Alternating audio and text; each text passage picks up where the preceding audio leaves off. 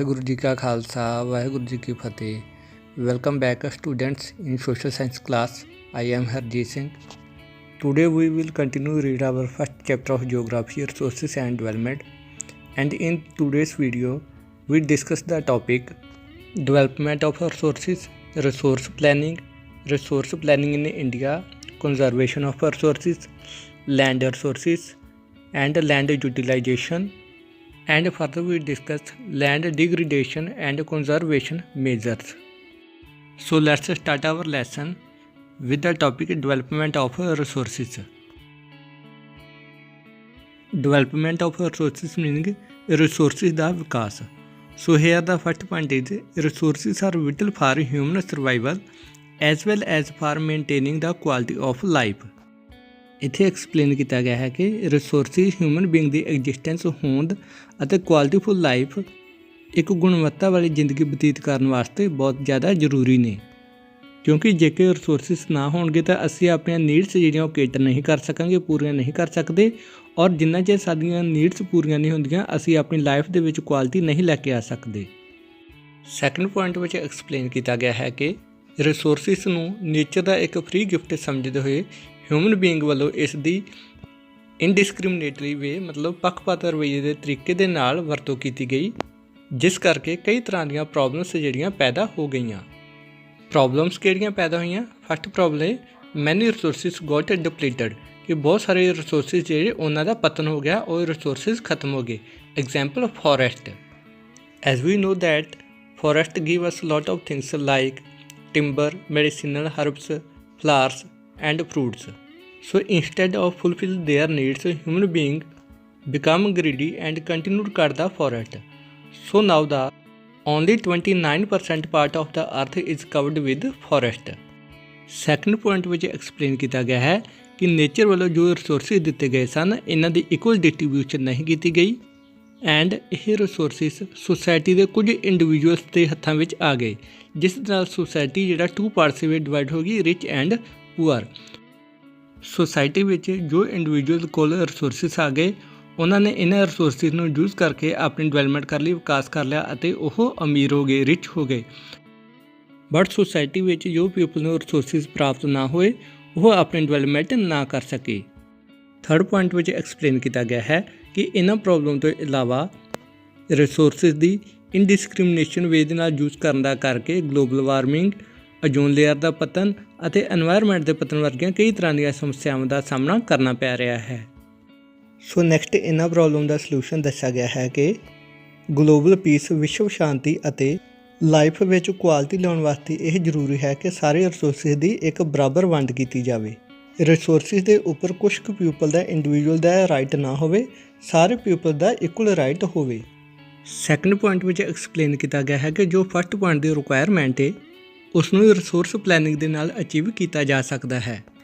ਮਤਲਬ ਕਿ global piece ਅਤੇ ਸਸਟੇਨਡ ਕੁਆਲਿਟੀ ਆਫ ਲਾਈਫ ਵਾਸਤੇ ਸਾਨੂੰ ਰਿਸੋਰਸਿਸ ਦੀ ਪਲੈਨਿੰਗ ਕਰਨੀ ਚਾਹੀਦੀ ਹੈ, ਤਾਂ ਹੀ ਅਸੀਂ ਲਾਈਫ ਦੀਆਂ ਸਾਰੀਆਂ ਕਿਸਮਾਂ ਦੀ ਸਥਿਰ ਹੋਂਦ ਬਰਕਰਾਰ ਰੱਖ ਸਕਦੇ ਹਾਂ।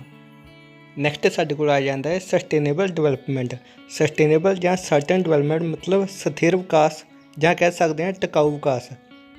ਸਰਟਨ ਡਿਵੈਲਪਮੈਂਟ ਅਸੀਂ ਉਸ ਡਿਵੈਲਪਮੈਂਟ ਨੂੰ ਕਹਿ ਸਕਦੇ ਹਾਂ ਜਦੋਂ ਅਸੀਂ ਐਨਵਾਇਰਨਮੈਂਟ ਦਾ ਬਿਨਾਂ ਕੋਈ ਨੁਕਸਾਨ ਕੀਤਿਆਂ ਪ੍ਰੈਜੈਂਟ ਜਨਰੇਸ਼ਨ ਦੀਆਂ ਨੀਡਸ ਪੂਰੀਆਂ ਕਰ ਲੈਂਦੇ ਹਾਂ ਐਂਡ ਫਿਊਚਰ ਜਨਰੇਸ਼ਨ ਵਾਸਤੇ ਵੀ ਰਿਸੋਰਸਿਸ ਕੰਜ਼ਰਵ ਕਰ ਲੈਂਦੇ ਹਾਂ। In another words we say that to cater our needs without harm the environment, meaning ਕਿ ਵਾਤਾਵਰਨ ਨੂੰ ਬਿਨਾਂ ਕੋਈ ਨੁਕਸਾਨ ਪਹੁੰਚਾਇਆ ਆਪਣੀਆਂ ਲੋੜਾਂ ਪੂਰੀਆਂ ਕਰ ਲੈਣਾ। ਨੈਕਸਟ ਟੌਪਿਕ ਸਾਡੇ ਕੋਲ ਆ ਜਾਂਦਾ ਹੈ ਰਿਸੋਰਸਿਸ ਪਲੈਨਿੰਗ, ਰਿਸੋਰਸ ਦੀ ਯੋਜਨਾਬੰਦੀ। ਰਿਸੋਰਸ ਪਲੈਨਿੰਗ ਅਸੀਂ ਕਹਿ ਸਕਦੇ ਹਾਂ ਇੱਕ ਟੈਕਨੀਕ ਜਾਂ ਸਕਿੱਲ ਹੈ ਜਿਸ ਦੇ ਨਾਲ ਅਸੀਂ ਰਿਸੋਰਸਿਸ ਨੂੰ ਪ੍ਰੋਪਰ ਵੇ ਦੇ ਨਾਲ ਯੂਟੀਲਾਈਜ਼ ਕਰਦੇ ਹਾਂ। ਇਸ ਨੂੰ ਅਸੀਂ ਹੋਰ ਈਜ਼ੀ ਵੇ ਦੇ ਨਾਲ ਸਮਝਦੇ ਹਾਂ, ਜਿਵੇਂ ਆਪਣੇ ਕਲਾਸ ਵਿੱਚ 8 ਪੀਰੀਅਡਸ ਨੇ। ਐਵਰੀ ਟੀਚਰ ਨੂੰ ਟਾਈਮ ਟੇਬਲ ਪ੍ਰੋਵਾਈਡ ਕੀਤਾ ਗਿਆ ਹੈ ਤਾਂ ਕਿ ਉਹ ਆਪਣੇ ਟਾਈਮ ਦਾ ਪ੍ਰੋਪਰ ਯੂਜ਼ ਕਰ ਸਕੇ, ਔਰ ਇੱਕ ਫਿਕਸਡ ਡਿਊਰੇਸ਼ਨ ਤੋਂ ਬਾਅਦ ਪੀਰੀਅਡ ਓਵਰ ਹੋ ਜਾਂਦਾ ਹੈ ਤਾਂ ਕਿ ਕਿਸੇ ਪ੍ਰਕਾਰ ਦਾ ਕੋਈ ਕਲੈਸ਼ ਨਾ ਹੋ ਸਕੇ। ਇਸ ਪਲੈਨਿੰਗ ਨੂੰ ਫੋਲੋ ਕਰਦੇ ਹੋਏ ਇੱਕ ਦਿਨ ਦੇ ਵਿੱਚ 8 ਪੀਰੀਅਡਸ ਜਿਹੜੇ ਕੰਡਕਟ ਕੀਤੇ ਜਾਂਦੇ ਨੇ, ਔਰ ਹਰੇਕ ਟੀਚਰ ਗਿਵਨ ਟਾਈਮ ਦਾ ਪ੍ਰੋਪਰ ਵੇ ਦੇ ਨਾਲ ਯੂਜ਼ ਕਰਦਾ ਹੈ। ਸੋ ਇਸੇ ਤਰੀਕੇ ਦੇ ਨਾਲ ਰਿਸੋਰਸਿਸ ਦੀ ਕੁਆਲਿਟੀ ਔਰ ਕੁਆਂਟਿਟੀ ਦੇਖ ਕੇ ਉਸ ਦੀ ਪਲੈਨਿੰਗ ਕੀਤੀ ਜਾਂਦੀ ਹੈ ਤਾਂ ਕਿ ਰਿਸੋਰਸਿਸ ਦਾ ਐਕਸਪਲੋਇਟੇਸ਼ਨ ਸ਼ੋਸ਼ਣ ਨਾ ਹੋ ਸਕੇ। ਨੈਕਸਟ ਹੈਡਿੰਗ ਗਿਵਨ ਹੈ stages of resource planning. Resource planning ਦੀਆਂ ਸਟੇਜਿਸ। ਫਸਟ ਪੁਆਇੰਟ ਆ ਜਾਂਦਾ ਹੈ identification and listing of resources. ਇਸ ਸਟੇਜ ਵਿੱਚ ਕੀ ਕੀਤਾ ਜਾਂਦਾ ਹੈ ਕਿ ਕਿਸ ਲੋਕੈਲਿਟੀ ਦੇ ਉੱਪਰ ਕੀ ਰਿਸੋਰਸਿਸ ਅਵੇਲੇਬਲ ਨੇ, ਉਹਨਾਂ ਦੀ ਕੁਆਲਿਟੀ ਕੀ ਹੈ, ਉਹਨਾਂ ਦੀ ਕੁਆਂਟਿਟੀ ਕੀ ਹੈ, ਇਹ ਸਾਰਾ ਕੁਝ ਮੇਜਰ ਕੀਤਾ ਜਾਂਦਾ ਹੈ। ਸੈਕੰਡ ਪੁਆਇੰਟ ਆ ਜਾਂਦਾ ਹੈ planning for exploitation.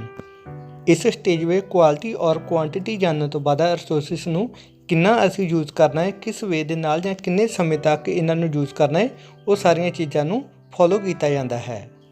Third stage ਵਿੱਚ ਨੈਸ਼ਨਲ ਡਿਵੈਲਪਮੈਂਟ, ਇੱਕ ਕੰਟਰੀ ਦੀ ਡਿਵੈਲਪਮੈਂਟ ਅਤੇ ਰਿਸੋਰਸ ਡਿਵੈਲਪਮੈਂਟ ਦੇ ਚਾਰਟ ਨੂੰ ਆਪਸ ਵਿੱਚ ਮੈਚ ਕੀਤਾ ਜਾਂਦਾ ਹੈ ਤਾਂ ਕਿ ਇੱਕ ਸਸਟੇਨੇਬਲ ਡਿਵੈਲਪਮੈਂਟ ਜਿਹੜੀ ਪ੍ਰਾਪਤ ਕੀਤੀ ਜਾ ਸਕੇ।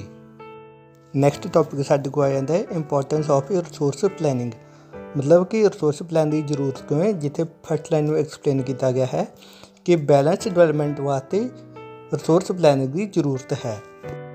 ਇੰਡੀਆ ਵਰਗੇ ਵਾਸਟ ਕੰਟਰੀ ਵਿੱਚ ਰਿਸੋਰਸ ਪਲੈਨਿੰਗ ਦੀ ਬਹੁਤ ਜ਼ਿਆਦਾ ਜ਼ਰੂਰਤ ਹੈ ਕਿਉਂਕਿ ਫਸਟ ਪੁਆਇੰਟ ਵਿੱਚ ਐਕਸਪਲੇਨ ਕੀਤਾ ਗਿਆ ਹੈ ਕਿ ਇੰਡੀਆ ਦੇ ਕੁਝ ਰੀਜਨਸ ਦੇ ਵਿੱਚ, ਖੇਤਰਾਂ ਦੇ ਵਿੱਚ ਕੁਝ ਰਿਸੋਰਸਿਸ ਬਹੁਤ ਜ਼ਿਆਦਾ ਕੁਆਲਿਟੀ ਵਿੱਚ ਅਵੇਲੇਬਲ ਨੇ, ਬਟ ਕਈ ਰਿਸੋਰਸਿਸ ਦੇ ਉੱਥੇ ਡੈਫੀਸ਼ੀਐਂਸੀ ਕਮੀ ਹੈ। ਐਗਜ਼ਾਮਪਲ ਦੇ ਤੌਰ 'ਤੇ ਰਾਜਸਥਾਨ ਦੇ ਵਿੱਚ ਸੋਲਰ ਐਂਡ ਵਿੰਡ ਐਨਰਜੀ ਤਾਂ ਬਹੁਤ ਹੈ, ਬਟ ਉੱਥੇ ਵਾਟਰ ਰਿਸੋਰਸਿਸ ਦੀ ਜਿਹੜੀ ਕਮੀ ਹੈ। ਸੈਕੰਡ ਪੁਆਇੰਟ ਵਿੱਚ ਐਕਸਪਲੇਨ ਕੀਤਾ ਗਿਆ ਹੈ ਕਿ ਇੰਡੀਆ ਦੇ ਕੁਝ ਰੀਜਨਸ ਰਿਸੋਰਸਿਸ ਪੱਖੋਂ ਆਤਮ ਨਿਰਭਰ ਨੇ, ਬਟ ਕੁਝ ਰੀਜਨਸ ਅਜਿਹੇ ਨੇ ਜੋ ਕਿ ਰਿਸੋਰਸਿਸ ਦੇ ਪੱਖੋਂ ਬਹੁਤ ਜ਼ਿਆਦਾ ਪੂਅਰ ਨੇ, ਮਤਲਬ ਉੱਥੇ ਕਿਸੇ ਪ੍ਰਕਾਰ ਦੇ ਰਿਸੋਰਸਿਸ ਨਹੀਂ ਪਾਏ ਜਾਂਦੇ। ਇੱਥੇ ਐਗਜ਼ਾਮਪਲ ਦਿੱਤੀ ਕਿ ਮੱਧ ਪ੍ਰਦੇਸ਼ ਦੇ ਵਿੱਚ ਕਈ ਤਰ੍ਹਾਂ ਦੇ ਰਿਸੋਰਸਿਸ ਪਾਏ ਜਾਂਦੇ ਨੇ। ਮੱਧ ਪ੍ਰਦੇਸ਼ ਦੇ ਵਿੱਚ ਖਾਸ ਕਰਕੇ ਕੋਲ, ਲਾਈਮਸਟੋਨ, ਮੈਗਨੀਜ਼ ਵਰਗੇ ਰਿਸੋਰਸਿਸ ਪਾਏ ਜਾਂਦੇ ਨੇ, ਬਟ ਲੱਦਾਖ ਦੇ ਵਿੱਚ ਸਿਰਫ ਸਨੋ ਕਵਰਡ ਏਰੀਆ ਹੈ ਔਰ ਉੱਥੇ ਕਿਸੇ ਪ੍ਰਕਾਰ ਦੇ ਰਿਸੋਰਸਿਸ ਨਹੀਂ ਹੈਗੇ। ਥਰਡ ਪੁਆਇੰਟ ਵਿੱਚ ਐਕਸਪਲੇਨ ਕੀਤਾ ਗਿਆ ਹੈ ਕਿ ਅਗਰ ਅਸੀਂ ਰਿਸੋਰਸ ਨੂੰ ਪਲਾਨ ਕਰਕੇ ਯੂਜ਼ ਕਰਾਂਗੇ ਤਾਂ ਇਸ ਤਰ੍ਹਾਂ ਇਹਨਾਂ ਦੀ ਵੇਸਟੇਜ ਰਿਡਿਊਸ ਹੋ ਜਾਵੇਗੀ। ਫੋਰਥ ਪੁਆਇੰਟ ਵਿੱਚ ਦੱਸਿਆ ਗਿਆ ਹੈ ਕਿ ਪਲੈਨਿੰਗ ਦੇ ਨਾਲ ਰਿਸੋਰਸਿਸ ਯੂਜ਼ ਕਰਨ ਦਾ ਕਰਕੇ ਐਨਵਾਇਰਨਮੈਂਟ ਪੋਲਿਊਸ਼ਨ ਵੀ ਘੱਟ ਜਾਵੇਗਾ। ਫਿਫਥ ਪੁਆਇੰਟ ਵਿੱਚ ਐਕਸਪਲੇਨ ਕੀਤਾ ਗਿਆ ਹੈ ਕਿ ਅਗਰ ਪਲੈਨਿੰਗ ਦੇ ਨਾਲ ਰਿਸੋਰਸਿਸ ਯੂਜ਼ ਕੀਤੇ ਜਾਣਗੇ ਤਾਂ ਇਹਨਾਂ ਦਾ ਓਵਰ ਐਕਸਪਲੋਇਟੇਸ਼ਨ, ਮਤਲਬ ਲੋੜ ਤੋਂ ਜ਼ਿਆਦਾ ਜਿਹੜਾ ਵੱਧ ਸ਼ੋਸ਼ਣ ਹੁੰਦਾ ਹੈ, ਉਸ ਦੇ ਉੱਪਰ ਜਿਹੜਾ ਰੋਕ ਲੱਗ ਜਾਵੇਗੀ। ਨੈਕਸਟ ਟੌਪਿਕ ਸਾਡੇ ਕੋਲ ਆ ਜਾਂਦਾ ਹੈ ਕੰਜ਼ਰਵੇਸ਼ਨ ਆਫ ਰਿਸੋਰਸਿਸ। ਰਿਸੋਰਸਿਸ ਦੀ ਸਾਂਭ ਸੰਭਾਲ। ਰਿਸੋਰਸਿਸ ਨੂੰ ਪਲੈਨਡ ਵੇ ਦੇ ਨਾਲ ਯੂਜ਼ ਕਰ ਲੈਣਾ ਅਤੇ ਆਪਣੀਆਂ ਨੀਡਸ ਪੂਰੀਆਂ ਕਰਨੀਆਂ ਐਂਡ ਫਿਊਚਰ ਜਨਰੇਸ਼ਨ ਵਾਸਤੇ ਰਿਸੋਰਸ ਨੂੰ ਕੰਜ਼ਰਵ ਕਰਨ ਨੂੰ ਹੀ ਅਸੀਂ ਰਿਸੋਰਸ ਕੰਜ਼ਰਵੇਸ਼ਨ ਆਖਦੇ ਹਾਂ। ਰਿਸੋਰਸ ਕੰਜ਼ਰਵੇਸ਼ਨ ਜ਼ਰੂਰੀ ਕਿਉਂ ਹੈ? ਕਿਉਂਕਿ ਸਾਡੇ ਕੋਲ ਬਹੁਤ ਸਾਰੇ ਰਿਸੋਰਸਿਸ ਅਜਿਹੇ ਨੇ ਜੋ ਕਿ ਨਾਨ ਰੀਨਿਊਏਬਲ ਰਿਸੋਰਸਿਸ ਨੇ। ਅਗਰ ਅਸੀਂ ਇਹਨਾਂ ਨੂੰ ਕੰਜ਼ਰਵ ਕਰਾਂਗੇ ਤਾਂ ਹੀ ਅਸੀਂ ਲੰਬੇ ਸਮੇਂ ਤੱਕ ਇਹਨਾਂ ਨੂੰ ਯੂਜ਼ ਕਰ ਸਕਦੇ ਹਾਂ। ਨੈਕਸਟ ਸੈਕੰਡ ਅਤੇ ਥਰਡ ਪੁਆਇੰਟ ਵਿੱਚ ਐਕਸਪਲੇਨ ਕੀਤਾ ਗਿਆ ਹੈ ਕਿ ਰਿਸੋਰਸ ਕੰਜ਼ਰਵੇਸ਼ਨ ਦੇ ਨਾਲ ਅਸੀਂ ਇਸ ਦੀ ਵੇਸਟੇਜ ਘਟਾ ਸਕਦੇ ਹਾਂ ਅਤੇ ਐਨਵਾਇਰਨਮੈਂਟ ਨੂੰ ਜਿਹੜਾ ਪ੍ਰੋਟੈਕਟ ਕਰ ਸਕਦੇ ਹਾਂ। ਮਹਾਤਮਾ ਗਾਂਧੀ ਨੇ ਵੀ ਰਿਸੋਰਸ ਕੰਜ਼ਰਵੇਸ਼ਨ ਵਾਸਤੇ ਇਹ ਵਰਡਸ ਕਹੇ ਸਨ, there is enough for everybody's need and not for anybody's greed. ਮਤਲਬ ਕਿ ਹਰੇਕ ਪਰਸਨ ਦੀ ਲੋੜ ਪੂਰੀ ਕਰਨ ਵਾਸਤੇ ਰਿਸੋਰਸਿਸ ਕਾਫੀ ਹਨ, ਪਰ ਕਿਸੇ ਦਾ ਲਾਲਚ ਪੂਰਾ ਕਰਨ ਵਾਸਤੇ ਰਿਸੋਰਸਿਸ ਨਹੀਂ ਹਨ। ਫਰਦਰ ਸਾਡੇ ਕੋਲ ਟੌਪਿਕ ਹੈ ਲੈਂਡ ਰਿਸੋਰਸਿਸ, ਭੂਮੀ ਸਾਧਨ। ਫਸਟ ਪੁਆਇੰਟ ਵਿੱਚ ਐਕਸਪਲੇਨ ਕੀਤਾ ਗਿਆ ਕਿ ਅਸੀਂ ਲੈਂਡ 'ਤੇ ਰਹਿੰਦੇ ਹੋਏ ਲੈਂਡ ਨੂੰ ਅਲੱਗ-ਅਲੱਗ ਵੇ ਦੇ ਨਾਲ ਯੂਜ਼ ਕਰਕੇ ਆਪਣੀ ਇਕਨੋਮਿਕ ਐਕਟੀਵਿਟੀ ਪਰਫਾਰਮ ਕਰਦੇ ਹਾਂ। ਇਸ ਕਰਕੇ ਲੈਂਡ ਬਹੁਤ ਜ਼ਿਆਦਾ ਇੰਪੋਰਟੈਂਟ ਨੈਚੁਰਲ ਰਿਸੋਰਸਿਸ ਹੈ। ਨੈਕਸਟ ਸੈਕੰਡ ਪੁਆਇੰਟ ਵਿੱਚ ਦੱਸਿਆ ਗਿਆ ਹੈ ਕਿ ਇੰਡੀਆ ਦੇ ਕੋਲ ਇੱਕ ਹੀ ਤਰ੍ਹਾਂ ਦੀ ਲੈਂਡ ਨਹੀਂ ਹੈ। India has land under variety of leaf feature. ਮਤਲਬ ਕਿ ਇੱਥੇ ਲੈਂਡ ਦੇ ਕਈ ਤਰ੍ਹਾਂ ਦੇ ਫੀਚਰ ਨੇ, ਜਿਵੇਂ ਕਿ ਮਾਊਂਟੇਨ, ਪਲੇਟੂ ਐਂਡ ਪਲੇਨਸ। ਮਤਲਬ ਕਿ ਇੱਥੇ ਜ਼ਮੀਨ ਤਿੰਨ ਤਰ੍ਹਾਂ ਦੀ ਹੈ, ਕੁਛ ਏਰੀਆ ਪਲੇਨ ਏਰੀਆ ਹੈ, ਕੁਝ ਪਲੇਟੂ ਏਰੀਆ ਔਰ ਕੁਛ ਏਰੀਆ ਮਾਊਂਟੇਨ ਏਰੀਆ, ਪਹਾੜੀ ਏਰੀਆ ਹੈ। And islands also present here. ਇਸ ਪਾਈ ਚਾਰਟ ਵਿੱਚ ਦੇਖਿਆ ਜਾਵੇ ਤਾਂ ਇੱਥੇ ਐਕਸਪਲੇਨ ਕੀਤਾ ਗਿਆ ਕਿ ਟੋਟਲ 100% ਲੈਂਡ ਦੇ ਵਿੱਚੋਂ ਇੰਡੀਆ ਕੋਲ 43% ਏਰੀਆ ਪਲੇਨ ਏਰੀਆ ਹੈ, 30% ਏਰੀਆ ਮਾਊਂਟੇਨ ਏਰੀਆ ਹੈ ਐਂਡ 27% ਏਰੀਆ ਜੋ ਕਿ ਪਲੇਟੂ ਏਰੀਆ ਹੈ। Plain area and mountain area ਨਾਲ ਤੁਸੀਂ ਫੈਮਿਲੀਅਰ ਹੋ। ਪਲੇਟੂ ਏਰੀਆ ਮਾਊਂਟੇਨ ਵਾਂਗ ਐਲੀਵੇਸ਼ਨ ਏਰੀਆ ਹੁੰਦਾ ਹੈ, ਬਟ ਇਸ ਦਾ ਟੌਪ ਵਾਲਾ ਪਾਰਟ ਕੋਨਿਸ਼ੀਅਲ ਨਹੀਂ ਹੁੰਦਾ, ਇਹ ਇੱਕ ਟੇਬਲ ਵਾਂਗ ਪਲੇਨ ਹੁੰਦਾ ਹੈ। ਇਸ ਕਰਕੇ ਇਸ ਨੂੰ ਟੇਬਲ ਲੈਂਡ ਵੀ ਆਖਿਆ ਜਾਂਦਾ ਹੈ। ਫਰਦਰ ਸਾਡੇ ਕੋਲ ਟੌਪਿਕ ਹਨ land utilisation and land use pattern in India. ਇਸ ਸਲਾਈਡ ਵਿੱਚ ਦੋ ਪਾਈ ਚਾਰਟ ਦਿੱਤੇ ਹਨ। ਇਹਨਾਂ ਨੂੰ ਕਲੀਅਰ ਰੀਡ ਕਰਨ ਵਾਸਤੇ ਤੁਸੀਂ NCERT ਬੁੱਕ ਦਾ ਪੇਜ ਨੰਬਰ 6 ਦੇਖ ਸਕਦੇ ਹੋ। ਇਹਨਾਂ ਪਾਈ ਚਾਰਟ ਵਿੱਚ 1960-61 ਵਿੱਚ ਲੈਂਡ ਦੀ ਵਰਤੋਂ ਇੰਡੀਆ ਵਿੱਚ ਕਿਸ ਕੰਮ ਵਾਸਤੇ ਕੀਤੀ ਜਾਂਦੀ ਸੀ ਐਂਡ 2014 ਐਂਡ 15 ਵਿੱਚ ਲੈਂਡ ਕਿਹੜੇ ਕੰਮਾਂ ਵਾਸਤੇ ਯੂਜ਼ ਕੀਤੀ ਜਾ ਰਹੀ ਹੈ, ਇਸ ਨੂੰ ਕੰਪੇਅਰ ਕੀਤਾ ਗਿਆ ਹੈ। ਫਸਟ ਯੂਜ਼ ਕੀਤਾ ਜਾ ਰਿਹਾ ਹੈ ਫੋਰੈਸਟ ਟੈਂਡਰ, ਜਿਸ ਵਿੱਚ ਦੱਸਿਆ ਗਿਆ ਹੈ ਕਿ 2014-15 ਵਿੱਚ ਇੰਡੀਆ ਦੀ ਟੋਟਲ ਲੈਂਡ ਦਾ 23.3% ਹਿੱਸਾ ਫੋਰੈਸਟ ਟੈਂਡਰ ਹੈ। ਬਟ ਐਨਵਾਇਰਨਮੈਂਟ ਦੀ ਕੰਜ਼ਰਵੇਸ਼ਨ ਵਾਸਤੇ ਔਰ ਗੈਸੀ ਦਾ ਬੈਲੈਂਸ ਵਾਸਤੇ ਇਹ ਏਰੀਆ ਬਹੁਤ ਘੱਟ ਹੈ। ਐਨਵਾਇਰਨਮੈਂਟ ਬੈਲੈਂਸ ਵਾਸਤੇ ਕਿਸੇ ਵੀ ਕੰਟਰੀ ਦਾ ਐਟਲੀਸਟ 33% ਪਾਰਟ ਜਿਹੜਾ ਫੋਰੈਸਟ ਟੈਂਡਰ ਹੋਣਾ ਚਾਹੀਦਾ ਹੈ। ਸੈਕਿੰਡ ਆ ਜਾਂਦੀ ਹੈ land note available for cultivation, ਕਿ ਉਹ ਜ਼ਮੀਨ ਜਿਸ ਦੇ ਉੱਪਰ ਪੈਦਾਵਾਰ ਨਹੀਂ ਕੀਤੀ ਜਾ ਰਹੀ। ਜਿਸ ਜ਼ਮੀਨ ਉੱਪਰ ਪੈਦਾਵਾਰ ਨਹੀਂ ਕੀਤੀ ਜਾ ਰਹੀ, ਇਹ 2 ਟਾਈਪ ਦੀ ਜ਼ਮੀਨ ਹੁੰਦੀ ਹੈ। ਫਸਟ ਆ ਜਾਂਦੀ ਹੈ ਬੈਰਨ ਐਂਡ ਵੇਸਟ ਲੈਂਡ। ਬੈਰਨ ਮਤਲਬ ਬੰਜਰ ਜ਼ਮੀਨ। ਇਹ ਅਨਕਲਟੀਵੇਟਡ ਉਹ ਲੈਂਡ ਹੈ ਜਿਸ ਵਿੱਚ ਲੋਅਰ ਫਰਟੀਲਿਟੀ ਔਰ ਅਨਫੇਵਰੇਬਲ ਕੰਡੀਸ਼ਨ ਦਾ ਕਰਕੇ ਕਲਟੀਵੇਸ਼ਨ ਨਹੀਂ ਕੀਤੀ ਜਾ ਰਹੀ। ਸੈਕਿੰਡ ਆ ਜਾਂਦੀ ਹੈ land put to non agriculture uses, meaning ਗੈਰ ਖੇਤੀਬਾੜੀ ਕੰਮਾਂ ਵਾਸਤੇ ਯੂਜ਼ ਕੀਤੀ ਗਈ ਲੈਂਡ ਜਿਸ ਉੱਪਰ ਕਲਟੀਵੇਸ਼ਨ ਹੁਣ ਨਹੀਂ ਕੀਤੀ ਜਾ ਰਹੀ। ਜੋ ਜ਼ਮੀਨ ਅਸੀਂ ਬਿਲਡਿੰਗ, ਰੋਡ, ਫੈਕਟਰੀਜ਼ ਐਕਸੈਟਰਾ ਵਾਸਤੇ ਯੂਜ਼ ਕਰ ਲੈਂਦੇ ਹਾਂ, ਉਹ ਸਾਰੀ ਜ਼ਮੀਨ ਨੋਨ ਐਗਰੀਕਲਚਰ ਵਰਕ ਦੇ ਅੰਡਰ ਆ ਜਾਂਦੀ ਹੈ, ਜਿਸ ਦੇ ਉੱਪਰ ਅਸੀਂ ਐਗਰੀਕਲਚਰ ਨਹੀਂ ਕਰਦੇ। ਥਰਡ ਯੂਟੀਲਾਈਜੇਸ਼ਨ ਆ ਜਾਂਦੀ ਹੈ ਅਦਰ ਅਨਕਲਟੀਵੇਟਡ ਲੈਂਡ ਐਕਸਕਲੂਡਿੰਗ ਫੈਲੋ ਲੈਂਡ। ਫੈਲੋ ਲੈਂਡ ਤੋਂ ਇਲਾਵਾ ਹੋਰ ਗੈਰ ਕਾਸ਼ਤਕਾਰੀ ਜ਼ਮੀਨ। ਇਸ ਦੇ ਅੰਡਰ ਫਸਟ ਪੁਆਇੰਟ ਆ ਜਾਂਦੇ ਪਰਮਾਨੈਂਟ ਪਾਸਚਰ ਐਂਡ ਗ੍ਰੇਜ਼ਿੰਗ ਲੈਂਡ। ਇਹ ਉਹ ਜ਼ਮੀਨ ਹੈ ਜੋ ਕਿ ਖੇਤੀਬਾੜੀ ਵਾਸਤੇ ਨਹੀਂ ਵਰਤੀ ਜਾ ਰਹੀ, ਸਿਰਫ ਇਸ ਦੇ ਉੱਪਰ ਲਗਾਤਾਰ ਪਸ਼ੂ ਚਾਰੇ ਜਾਂਦੇ ਨੇ। ਪਾਸਚਰ ਹੁੰਦੇ ਚਾਰਗਾਹ ਜਿੱਥੇ ਪਸ਼ੂ ਚਾਰੇ ਜਾਂਦੇ ਨੇ। ਸੈਕਿੰਡ ਆ ਜਾਂਦਾ land under miscellaneous tree crops groves. ਉਹ ਜ਼ਮੀਨ ਜੋ ਸਿਰਫ ਕਈ ਤਰ੍ਹਾਂ ਦੇ ਰੁੱਖ ਉਗਾਉਣ ਵਾਸਤੇ ਰਿਜ਼ਰਵ ਰੱਖੀ ਜਾਂਦੀ ਹੈ। ਥਰਡ ਕੈਟੇਗਰੀ ਇਸ ਦੇ ਅੰਡਰ ਆ ਜਾਂਦੀ ਹੈ ਕਲਚਰੇਬਲ ਵੇਸਟ ਲੈਂਡ। ਇਹ ਉਹ ਜ਼ਮੀਨ ਹੁੰਦੀ ਹੈ ਜਿਸ ਵਿੱਚ ਇੱਕ ਵਾਰ ਕਲਟੀਵੇਸ਼ਨ ਕਰਨ ਤੋਂ ਬਾਅਦ ਵਿੱਚ ਉਸ ਨੂੰ 5 ਈਅਰਸ ਵਾਸਤੇ ਜਿਹੜਾ ਲੈਫਟ ਕਰ ਦਿੱਤਾ ਜਾਂਦਾ ਹੈ, ਤਾਂ ਕਿ ਇਹ ਨੈਚੁਰਲ ਵੇ ਦੇ ਨਾਲ ਦੁਬਾਰਾ ਆਪਣੀ ਫਰਟੀਲਿਟੀ ਰੀਗੇਨ ਕਰ ਸਕੇ।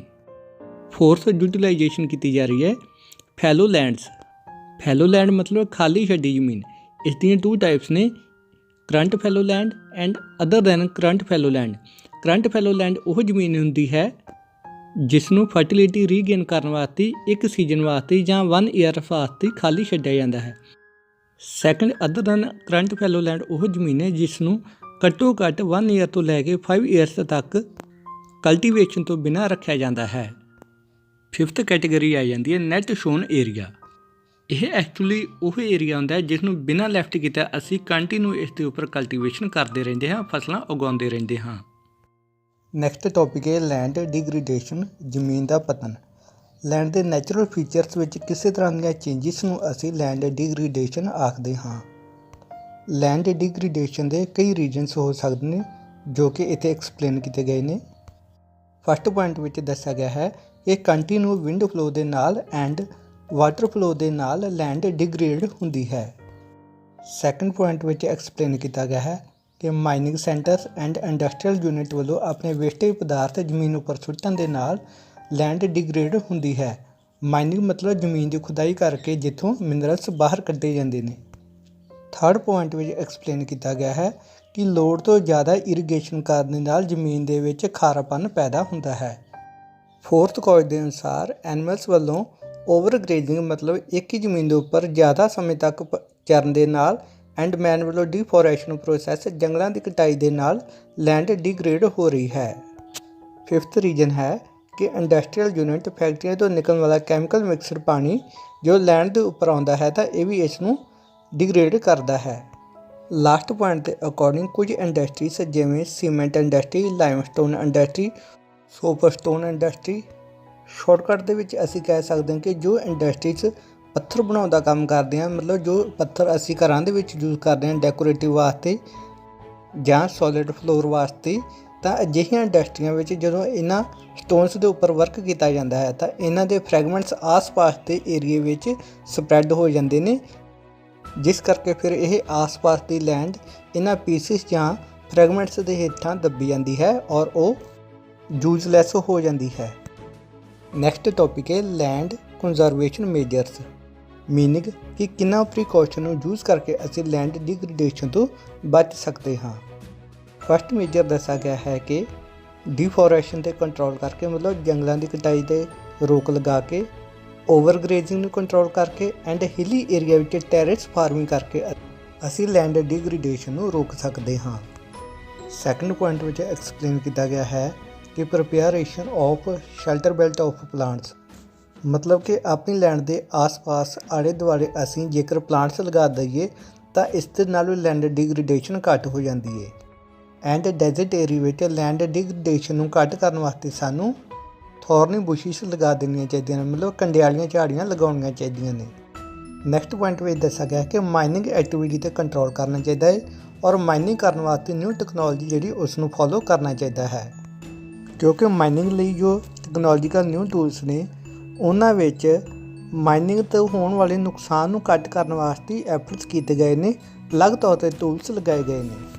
नैक्सट पॉइंट में एक्सप्लेन किया गया है कि इंडस्ट्रीयल वेस्ट मतलब इंडस्ट्री निकलने वाला कैमिकल मिक्सर वाटर है जोड़ा उसनू जमीन में मिक्स करने तो पहले ट्रीट कर लेना चाहिए, वो कैमिकल्स रिमूव कर देने चाहिए ने। सैकेंड लास्ट पॉइंट आ जाता है कि अर्बन एरिया शहरी एरिया में जो वेस्टेज पदार्थ ने उन्होंने बायोगैस बनाने वास्ते यूज़ करना चाहिए है।